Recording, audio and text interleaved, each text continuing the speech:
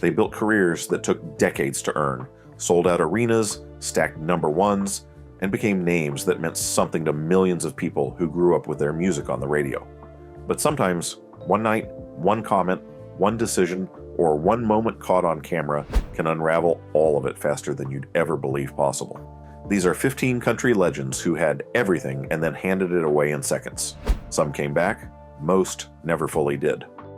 Number 15. Kenny Rogers, the face that changed everything. On a warm summer's evening. For 4 decades, Kenny Rogers was one of the most recognizable faces in American music. Not just country music, American music full stop. The gravelly voice, the silver beard, the easy warmth he brought to every performance. He had the kind of face that felt like home, familiar, trusted, comforting. Whether he was singing about a gambler on a train or a woman named Lucille walking away, you believed him. Every single time. And then sometime in the mid-2000s, something shifted. Rogers underwent a series of cosmetic procedures, including significant work around his eyes, and the results left fans genuinely stunned. The man who appeared in interviews and on stage no longer looked like the Kenny Rogers they had grown up loving. The reaction wasn't just surprise, it was grief. People grieved the face they knew. Late-night hosts made jokes. Photos circulated. Rogers himself acknowledged that he regretted it, saying publicly that the surgery hadn't gone the way he'd hoped and that his wife had never wanted him to do it in the first place. It didn't erase his catalog. The Gambler is still one of the most perfectly constructed songs in country history, but from that point forward, every interview, every public appearance came with a kind of distraction that had never existed before. Audiences struggled to separate the music from the image. And in country music, image matters more than almost anywhere else. People's faces, knowing what the cards. Rogers continued performing until health concerns finally slowed him down. He passed away in 2020 at the age of 81. His music endures. But the conversation around his final chapter always circles back to a decision that cost him something he could never quite get back. Number 14. George Jones, the lawnmower, the liquor store, and a career built on showing up late. Like the outlaw that walks through Jesse's. Nobody in the history of country music earned the nickname No-Show Jones without putting in the work. George Jones was, by nearly every measure, the greatest pure vocalist the genre ever produced. His phrasing was unlike anything before or since. Complicated, emotional, technically brilliant. When George Jones sang about heartbreak, listeners didn't just feel it, they remembered their own. But George Jones also had a problem. Several of them, in fact. Through the 1970s and into the early 80s, Jones became as famous for missing concerts as he was for performing them. Promoters stopped booking him. Managers walked. He burned through relationships and money with the same reckless speed. At one point, his then-wife, Tammy Wynette, famously hid the keys to their vehicles to keep him from driving drunk to get more alcohol. He reportedly responded by climbing onto a riding lawnmower and driving it more than 8 miles to the nearest liquor store. It should have been a wake-up call. Instead, it became a punchline. A story that got repeated at every bar from Nashville to Bakersfield until it followed him everywhere he went. Jones eventually got sober and staged one of country music's most genuine comebacks, reclaiming critical respect and commercial success deep into the 1980s. But the years of no-shows had cost him financially, professionally, and personally in ways that couldn't be fully reversed. Venues had paid back thousands of fans who'd waited hours in seats for a man who simply never arrived. His talent was never in question. His reliability always was. And in a business built on showing up, that distinction followed him to the very end. Number 13. Hank Williams Sr. fired from the Grand Ole Opry. There is almost no name in country music that carries more weight than Hank Williams. He essentially invented the blueprint, the lonesome sound, the bleeding heart lyrics, the working man who couldn't outrun his own sadness. By 1952, he had already placed more hit songs on the country charts than most artists manage in a lifetime. He was only 28 years old, and then the Grand Ole Opry fired him. The legendary radio program, broadcast live from Nashville every weekend, was the crown jewel of country music. Getting invited to perform was a milestone. Getting kicked off was almost unheard of. Williams had been struggling with alcohol and prescription pill dependency for years, showing up to performances erratic and unreliable. When the Opry finally cut ties with him in August of 1952, citing missed shows and unprofessional behavior, the symbolic weight was staggering. The man who personified country music had been rejected by its most sacred institution. He was dead by New Year's Day, 1953, 29 years old, in the backseat of a car somewhere on a highway in West Virginia. The tragedy is that history remembers Williams as a genius, which he was, but the firing from the Opry remains a permanent footnote, a reminder that even the most gifted person in any room can destroy what they've built from the inside. His songs outlived the scandal by generations, but the story of his final months is not a triumphant one. It is a warning that never stopped being relevant. Number 12. David Allan Coe, The Recordings That Nearly Buried Him. He was dressed like 1915. David Allan Coe built his entire identity around being an outsider. The tattoos, the biker image, the prison background, the refusal to play by Nashville's rules. He was the real outlaw before outlaw country was a marketing category. And for a certain audience, that authenticity was everything. He gave them a corner of country music that felt genuinely dangerous. Then two privately distributed albums from the early 1980s surfaced publicly, and everything changed. The recordings contained explicitly racist material, content so offensive that it could not be reasonably defended or contextualized. When the wider public became aware of what was on those records, the response was swift and lasting. Radio stations dropped him. Festival promoters reconsidered bookings. Artists who had cited him as an influence went very quiet on the subject. Coe claimed the recordings were made purely for shock value, aimed at an audience that wanted transgression above everything else. That explanation satisfied almost no one. The damage was real, specific, and deserved. He continued to perform and record for decades afterward, maintaining a loyal, if much diminished, fan base. But the shadow of those recordings never fully lifted. A career built on authenticity ultimately collided with the most authentic thing he'd ever put on tape.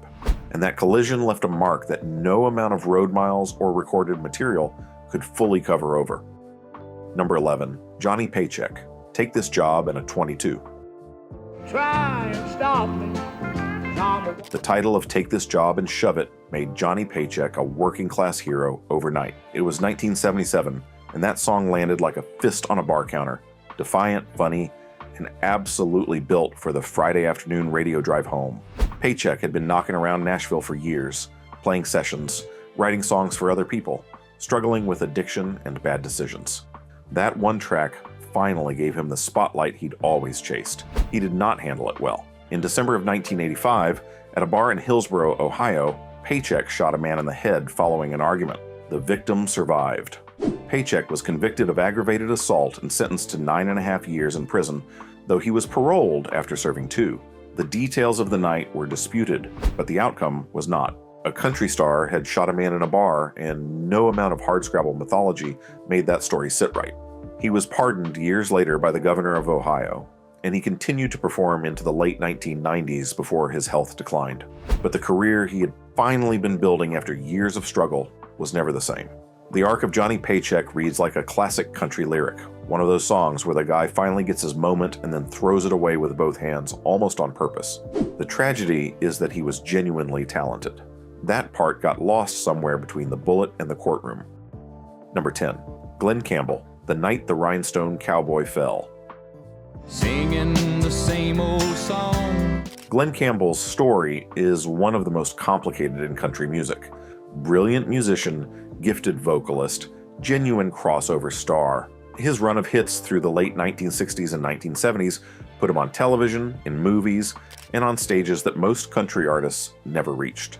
He was polished, likable, and talented in ways that made even his harshest critics acknowledge the craft. He was also deeply troubled in ways that became impossible to hide. In 2003, Campbell was arrested for extreme DUI and leaving the scene of an accident in Phoenix, Arizona. The arrest itself was damaging enough, but what followed made things significantly worse. During the booking process, he reportedly kicked a police officer, and the photographs taken that night were circulated everywhere. They did not resemble the man on those album covers, not even slightly. He pleaded guilty, served his sentence, and later spoke openly about his struggles with alcohol and cocaine. His final years were marked by an Alzheimer's diagnosis that he faced with remarkable public courage, culminating in a farewell tour and a documentary that reminded audiences of who he truly was. But the 2003 incident lives in the record. One night that produced images and details that sat alongside his greatest music in every retrospective written about him. He deserved a cleaner ending. What he got was more complicated than that, which, if you know anything about country music, is almost never a surprise. Number 9. Naomi Judd, a legacy complicated by her own words. Like you said would come along. The Judds were country royalty. Naomi and Wynonna Judd built something genuinely special through the 1980s, a mother-daughter act with real vocal chemistry, and a string of hits that held up against anything Nashville was producing. When Naomi was diagnosed with hepatitis C, and the duo was forced to retire in 1991, the farewell tour became one of the most emotional events in country music history. Naomi recovered, eventually, and in the years that followed, she cultivated an image as a wellness advocate, a survivor, and an inspirational figure. But her public statements over the years became increasingly difficult for fans to reconcile with the woman they'd loved on stage. She made comments questioning vaccines, statements about mental illness that many in the mental health community found harmful and stigmatizing, and political commentary that alienated large portions of her original audience. Each statement generated a news cycle. Each news cycle made the conversation around her legacy more fraught. She passed away in April of 2022, the day before the Judds were inducted into the Country Music Hall of Fame. The tragedy of her death overshadowed much of the complexity that had built up around her public persona in her final years. Wynonna accepted the induction alone the following evening, and the moment was heartbreaking in ways that went beyond music. Naomi Judd was a remarkable talent. She was also someone whose later years added layers to her story that her earlier work had never prepared anyone for. Number 8. Randy Travis, The Highway, the Rain, and Everything That Followed. Armor and a teacher. In the summer of 2012, Texas state troopers responded to a reported accident on a rural highway near Tioga. When they arrived, they found Randy Travis. He had crashed his car. He was not wearing clothes. He was intoxicated. He reportedly threatened the officers involved. The arrest was processed, the details leaked, and within hours, the story was everywhere. Randy Travis had been country music's moral compass for 25 years. Literally. He was the artist who had saved traditional country from the polished pop crossover sound of the mid-1980s. His voice was a force of gravity, pulling the genre back to its roots at exactly the moment it needed that kind of anchor. He was religious, quiet, and almost universally respected. The 2012 arrest was not the beginning of his troubles. There had been earlier incidents of prior DUI, a separated and then complicated personal relationship. But this was the one that broke through everywhere because of its sheer surreal quality. There was no way to look away from it. A year later, Travis suffered a massive stroke that left him fighting for his life and significantly affected his ability to speak and sing. His recovery became a story of genuine inspiration. He appeared at the Country Music Association Awards and sang a single line that brought the audience to its feet. It was one of the most moving moments country music television had produced in years. But the image from that highway in Texas lingered. Even as people rooted for his recovery, the distance between the Randy Travis of 1987 and the Randy Travis of 2012 was hard to fully close. Number 7. Toby Keith, The Feud That Defined a Decade. I said, girls, I ain't. Toby Keith arrived in country music with a brand built on toughness, blue-collar attitude, big guitar sounds, and a willingness to say things on record that made radio programmers nervous in the best possible way. He was genuinely good at his job, successful, consistent, and polarizing in exactly the way he seemed to want. Then the Dixie Chicks situation happened, and something about how he handled it revealed a side of him that a lot of fans hadn't expected. In 2003, after Natalie Maines made her London comment criticizing the president, country radio turned on the Chicks almost overnight. Keith was among the most aggressive voices in that reaction. He displayed an image at his concerts that juxtaposed Maines with a controversial historical figure. He was publicly combative about it in interviews. The feud escalated in ways that went beyond professional disagreement and into something that felt personal and disproportionate. For many fans, the response was perfectly consistent with his image. For others, it marked the moment when the tough guy persona crossed a line into something uglier. The debate about that period in country music has only grown more complicated with time, as attitudes toward both the war and the blacklisting of the Chicks have shifted considerably. Keith continued to have commercial success for years afterward, but his legacy became permanently attached to that chapter in ways that made him a symbol of something larger than his own career. Whether that's fair is still being argued. What's not arguable is that it changed how half the country music audience heard his name forever. Number 6. Hank Williams Jr. 4 words on a Tuesday morning. Mr. West. Hank Williams Jr. spent decades building a persona that was almost immune to controversy. The outlaw son of a legend, the rowdy friend everyone wanted at the party, the guy who turned his father's mythology into a stadium-filling anthem about Monday Night Football. By 2011, his opening song was so embedded in the weekly NFL ritual that millions of Americans heard it without even thinking about who was behind it. And then he went on a cable news morning program and compared the President of the United States to Adolf Hitler. It wasn't subtle, it wasn't ambiguous, it was direct, inflammatory, and delivered in the offhand way of a man who had never had to think twice about what came out of his mouth. ESPN pulled the song that same day.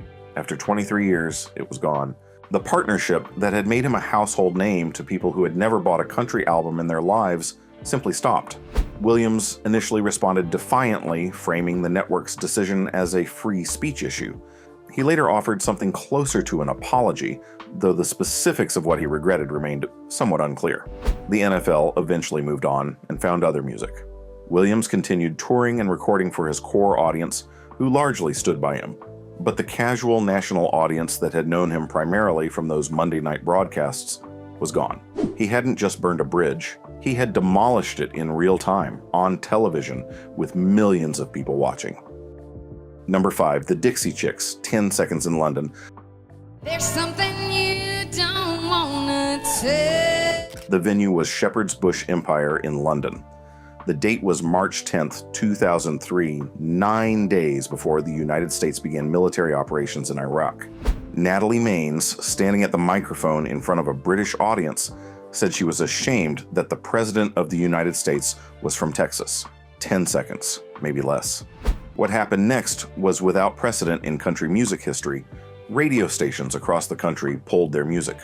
Playlists were purged. A formal boycott was organized. Fans lined up to run over their CDs with tractors. Death threats arrived. The group required security details. The women who had been the best-selling female act in country music history had become, in a matter of 72 hours, the most controversial figures in American popular music. The Chicks were not minor figures at the time. They had just released their 5th album. They were the biggest act in country music by almost every measurable standard. The speed of the collapse was staggering. They apologized, then they unapologized. Then they made an album, Taking the Long Way, that confronted the entire episode directly and won 5 Grammy Awards, including Album of the Year. It was, by any critical measure, the best work of their career. But country radio never fully forgave them. They eventually dropped Dixie from their name.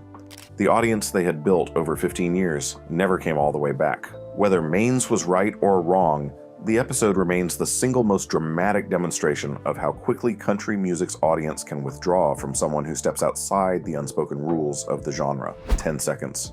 15 years of work. The math was brutal and entirely one-sided. Number 4, Charlie Daniels, a legacy hijacked by the loudest version of himself.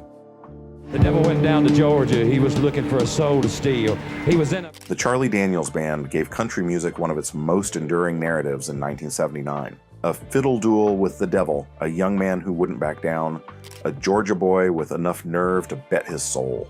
It was theatrical, funny, musically brilliant, and completely original. Devil Went Down to Georgia is one of the few songs in any genre that almost everyone agrees belongs in the conversation about the all-time greats.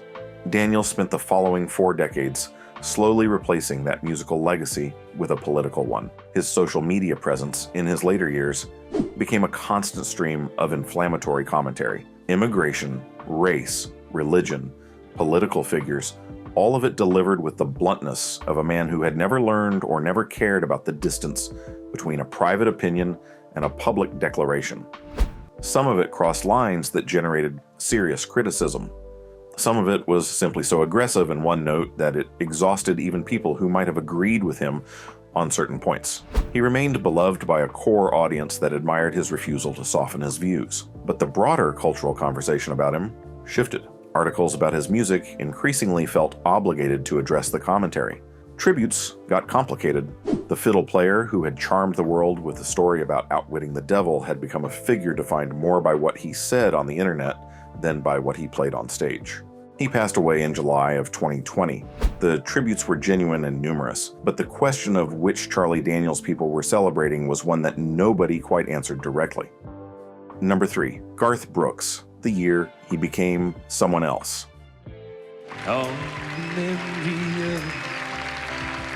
In 1998, Garth Brooks was the best-selling solo artist in American history. More albums moved than any other solo performer across any genre. The numbers were almost fictional. He had achieved something in country music that had never been done before and hasn't been repeated since. He was not just successful, he was a cultural force. And then he decided to become a fictional rock star named Chris Gaines. The concept was tied to a film project that ultimately never materialized.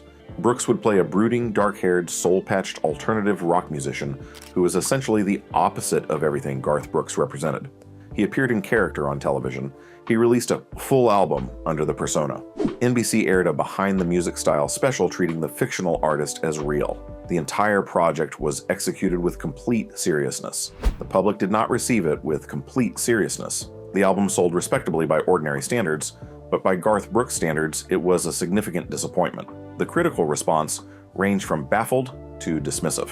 Late-night television had a field day. The image of Brooks with the soul patch and the dark clothes became a punchline that attached itself to his name in a way that proved almost impossible to shake. He eventually retired, came back, and continued to be one of the most successful live performers in country music. But the Chris Gaines chapter remains the most studied example in music history of a career simply not needing what it was given. He had everything. He traded it briefly for something nobody wanted, and the music world never let him fully forget it. Number 2. Morgan Wallen, the video that stopped everything. Last night we let the liquor talk. By early 2021, Morgan Wallen was the biggest thing in country music. His album Dangerous had debuted at number 1 and was accumulating streaming numbers that made the rest of Nashville look like it was operating in a different era. He was young, charismatic, and producing music that connected with a generation of fans who had started to feel like country had left them behind. The momentum was extraordinary. Then, a neighbor's security camera captured him outside his home in Nashville, drunk and using a racial slur. The video was published by TMZ on a Tuesday night. By Wednesday morning, his label had suspended their activities with him. Radio stations pulled his music from rotation. Award shows removed him from consideration. His management released a statement. He released a statement. The industry response was faster and more unified than almost anything it had produced before on a subject like this. What followed was one of the stranger cultural episodes country music has ever generated. His streaming numbers did not drop. They climbed. Fans who felt the industry response was disproportionate or politically motivated pushed back by playing his music more aggressively than before. His album eventually became one of the best-selling country records in years, moving units while he was officially suspended from most of the industry's promotional infrastructure. He eventually returned. Radio came back. The award shows came back. He performed again.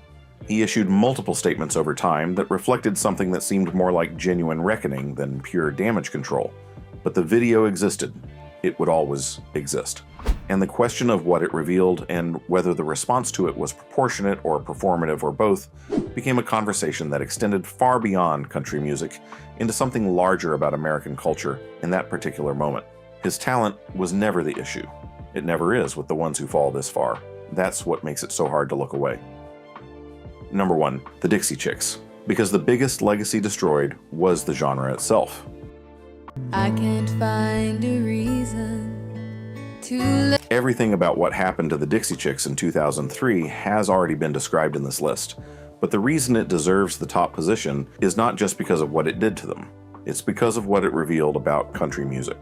The speed at which radio abandoned them, the organized nature of the boycott, the silence from virtually every major artist in the format who privately agreed with Maines but publicly said nothing.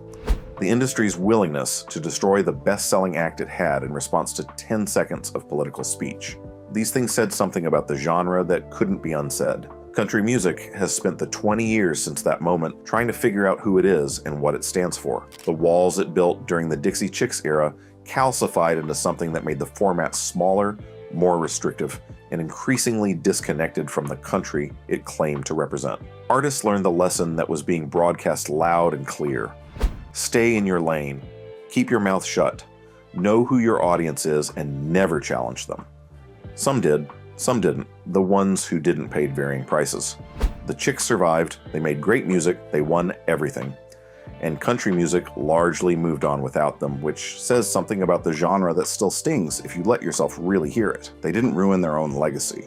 They walked into a room that wasn't ready for them, said what they believed, and watched the room burn itself down in response. The legacy that got ruined was bigger than any one act. It was the idea that country music was big enough to hold everyone who loved it. Turns out that year, it wasn't. That wraps up our list of 15 country legends who changed their story in ways nobody saw coming. Some rebuilt, some didn't. Some are still in the middle of figuring out what comes next. But every single one of them proves the same thing country music has been saying since the very beginning. The higher you climb, the longer the fall, and the whole world is watching when you hit the ground.